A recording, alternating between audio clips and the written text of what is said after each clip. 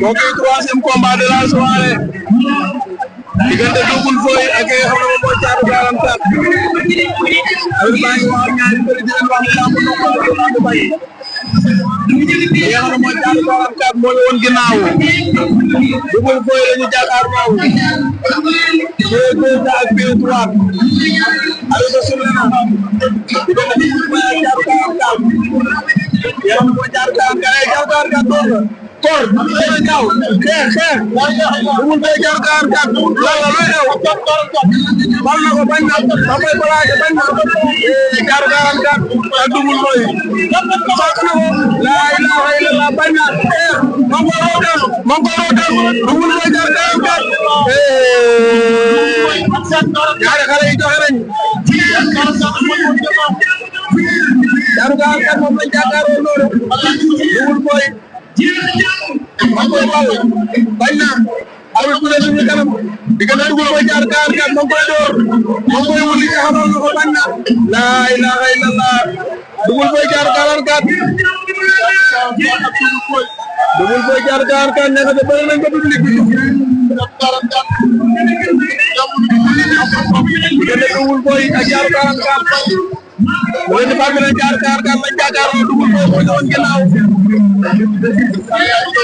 xale yi dañoo joxe ci première minute bi maa ngi koy fàq bañ na laa ilaaha illallah xar na ko bañ na Double Boy Thiatou 44 ba ngoy door Thiatou 44 ngay door Thiatou 44 bi soxor na de Double Boy Thiatou 44 Thiatou 44 moo ñu woon ginnaaw noonu ngemb li mu tottalee ko lu weex ngemb lu vert la vert tottalee ko lu weex yàlla mooy Double Boy moo ngemb lu ñuul tottalee ko lu rouge ñoom ñaar jàppante nañ bu léegi taxaw la déglu sa morom diggante Double Boy Thiatou 44 di leen di fàttali le dimanche le 25 mai production moo ñu lutte simple technique 15 millions muy dimanche bi di ñëw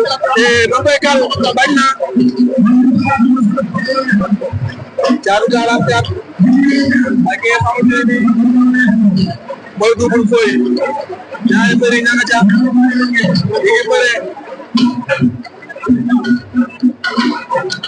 Double Boy Thiatou 44 ñaari mbër yaa ngi